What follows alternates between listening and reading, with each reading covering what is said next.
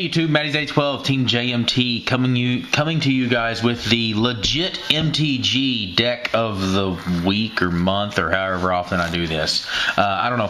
It's not the TLGgames.com anymore. It's legitmtg.com. If you guys saw one of my previous videos, you know that Lotus Guardian TLG Games bought the legit MTG Games site, and that we will be transferring all of our inventory and everything over to there, and we will be uploading YuGiOh articles very shortly. So if you want to read my articles, read my blogs, they will be there.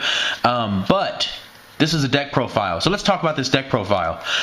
It is Chaos Dragons. I promised you guys in another previous video, the Shadow Spectre sneak peek, day one, that I pulled the Chaos Baby Dragons, and that I would show you guys my updated version of this. So let's do this.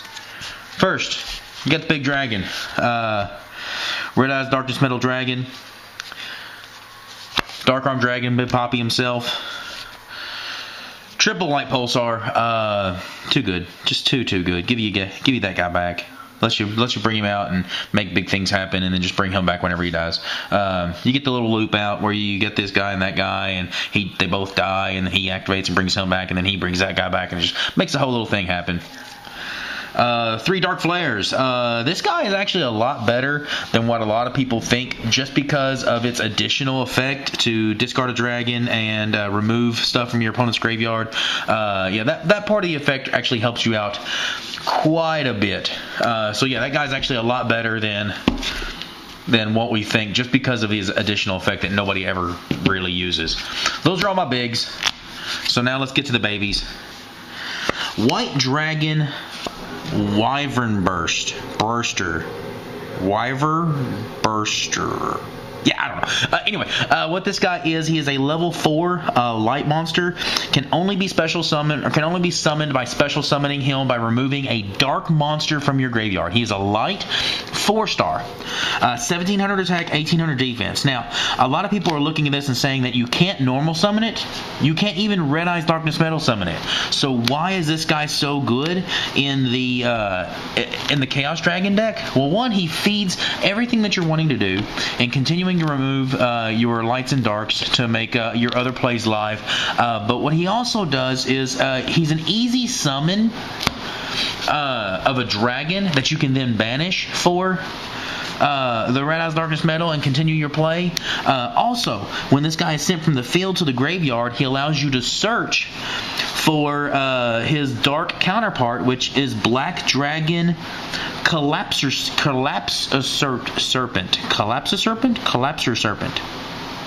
Serpent. Sure, whatever. Allows you to search for this guy, and then of course this guy is the same thing, except he is 1800 attack, 1700 defense, where this guy is 1700, 1800 defense, except when he leaves the field, or is sent to the graveyard from the field, you get to search for the light version of him, and of course you banish the light to summon him. So he banishes a light to summon the dark, and he banishes a dark to summon the light.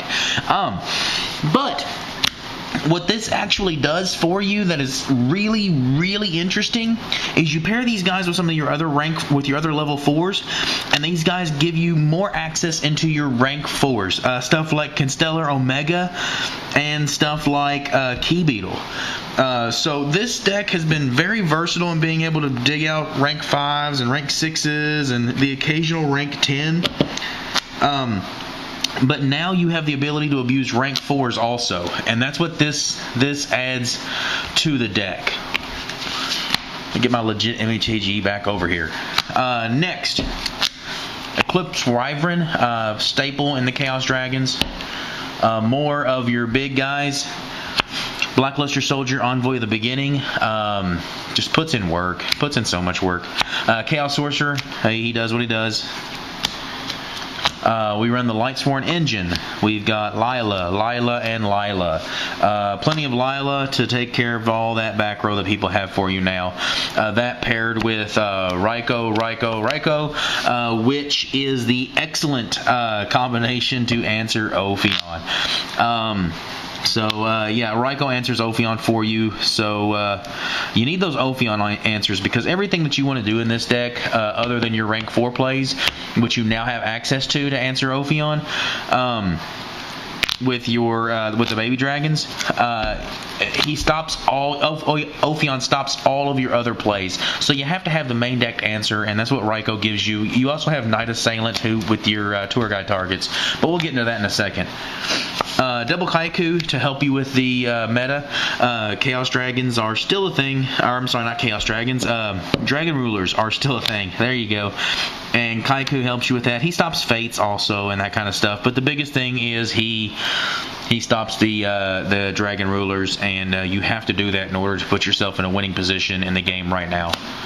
Next. Tour Guide. Tour Guides are good. People have been overlooking this card for a while. I still think this card is good. He just really has to fit into the right deck. And the right deck right now is Chaos Dragons. I don't see any other decks that are really capitalizing off of Tour Guide, other than maybe Dark Worlds. There aren't many other decks that have enough targets. I think the Archfiend deck has enough targets, but I haven't really seen anybody that's been trying to capitalize on Tour Guide in that deck.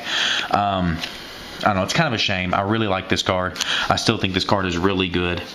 Last of the tour guide targets is Knight Assailant.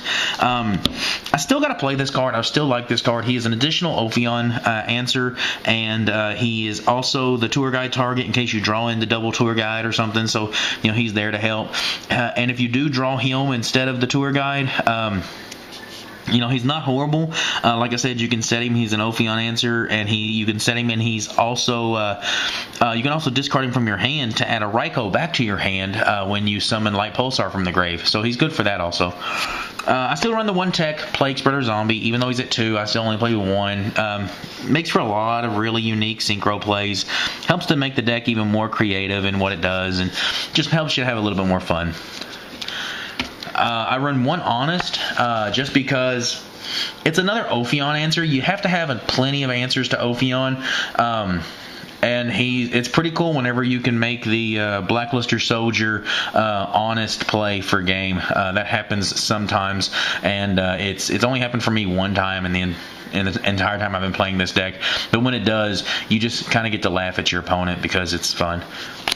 Rounding it out, Double Effect Veiler. I don't really know that I need these guys in the meta right now, but I do enjoy the opportunity that I have to just summon this guy in synchro into a bunch of stuff. It's kind of cool. Something that gets overlooked quite a bit is actually the opportunity to summon Effect Veiler and synchro with Red Eyes Darkness Metal and synchro into a Star Eater, because a lot of people overlook the fact that he's a level 10, and then of course Effect Veiler is a level 1, which gives you the 11 for Star Eater. Into the spells, if you're going to keep pace with the Dragon Rulers, you have to have draw power, and this deck has that in Allure of Darkness, Solar Recharge, and Charge of the Light Brigade. Again, we're running the Lightsworn engine, and that is what gives you the majority of your draw power, other than your Allure of Darkness. The only other thing that I would consider would be Upstart Goblin in this deck, because you have the ability to put monsters on the board that are big enough that you can grab those 1,000 life points back anytime that you do drop a nice little amount on your opponent. So Upstart Goblin would fit in here. However, I don't like the idea of cutting any of these. So if you were to add Upstart Goblin, you would have to adjust some of the rest of the deck. And I don't know what I would take out. I feel like I would have to take out monsters in order to make room. My monster count is rather high, as you can see. I believe it's at 30. But yeah, so it is what it is. I don't know. If you want more draw power, Upstart Goblin is probably the route that I would go. Dark Hole, Book of Moon, and double MST. So I feel like that's pretty well staple in the meta right now. I feel like this stuff is just so good. Then that is the spells. How many do we have? 1, 2, 3, 4, 5, 6, 7, 8. 8 spells and 2 traps. So yeah, that means I have 30 monsters in the deck. And the traps. I only run 2. There's only 2 here. You saw the return. It's the win button. As I get to a chance that I can activate this card and resolve it, I almost always win the game. Actually, now that I think about it, I don't think I've ever resolved Return of the Different Dimension and not won the game. So yeah, it is literally the win button. And then 6 cents, like I said, draw power, draw power, draw power. I have only one time since I got this card resolved it to draw 6, and I bragged about it on my Facebook page. So if you want to get something like, check out some of my stuff on Facebook, I have a link down below. But yeah, I bragged about it on my Facebook page because I'm cool like that. Next, the extra deck. The extra deck is not complete. The extra deck is mainly just a random box of cards that I've just thrown all my extra deck stuff in, and I try to keep track of what I use the most so I can actually assemble a proper extra deck. But for right now, this is just some of the popular stuff that I've been using. Of course, you have the Queen Dragoon Djinn, getting back your dragons, your big dragons from your graveyard, and making more additional plays. Helps to set up a lot of combo plays. A really fun card to play. Vocalsaurus, rank 5s. You make rank 5s, and he's one of the best ones. Strike Bouncer. Leviathan Dragon. Now, my biggest play with him, as silly as this sounds, if I open with a Tour Guide, Light Pulsar, Red Eyes Darkness Metal, my opening play has been to summon Tour Guide, grab the Tour Guide, make Leviathan, and then banish the Leviathan, sending the Tour Guides to grave for my Red Eyes Darkness Metal, and then special summon the Light Pulsar from my hand for that. It immediately puts the loop on board and makes for some rather nice plays. You do kind of burn up the light pole or the Leviathan, and you burn up your Tour Guide. So it's not a great play, but it's there. It's fun. I try to have fun with this deck. It's a very creative deck, and what I always try to do with these kind of creative decks like this is just mainly just try to have fun. So yeah, it's a wasted play, but again, if you're just trying to have fun with the deck, it's not really that bad, I guess. Mecha-equipped Angler. This guy has been really, really interesting. What I kind of like doing with this guy is you go Tour Guide, and then you make him, and the biggest thing that it does is it puts the Tour Guides are darks, and this guy's a light, so it immediately gives you lights and darks to use to start your little engine of removing and gaining stuff back. But his effect is rather unique in what it does, and it's just it's a rather unusual card. It doesn't create a lot of bad situations for your opponent. It just puts your opponent in situations where, one, they don't only have to read your card, but they've also got to read theirs to make sure that they're making the best play possible. So I told you that the baby Chaos Dragons give you the chance to make the light and dark specific rank 4s. Key Beetle is one of those. The cool thing about Key Beetle is what little testing I've been able to do with this. I made Key Beetle and actually put a Key Beetle marker on Red Eyes Darkness Metal, which was kind of cool. I don't really know that I really capitalized on anything there. It was just kind of like a win more situation. I was in a winning position anyway, and the Master Key Beetle just allowed me to make sure that I was going to win that game, and I felt like I was probably going to win that game anyway, but Key Beetle's fun. I kind of like using him, so it was what it was.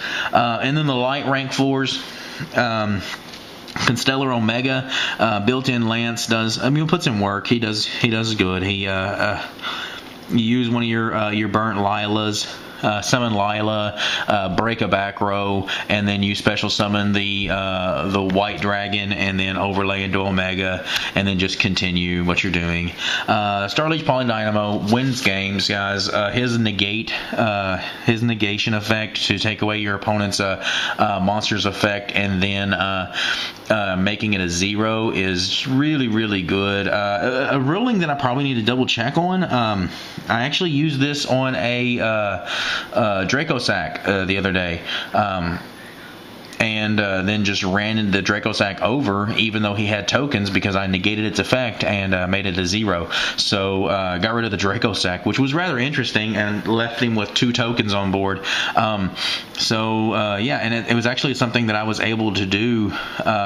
And under an Ophion play, also, you can make Dynamo in that same situation, you can summon the Lila, break one of the back rows, summon the level 4 light guy who can get under Ophion's effect. Then you make the Polydynamo, detach to make Ophion a 0. They cannot use their Pandemic to protect the Ophion because this is a monster effect and not a spell or trap, and then you can just run it over. Which is great. And then at that situation, if they want to try to answer this with one of their mini back row that they have, say Mirror Force or whatnot, when he is destroyed, you then get to draw a card. So he gets the opportunity to replace one of the cards that you used to make him.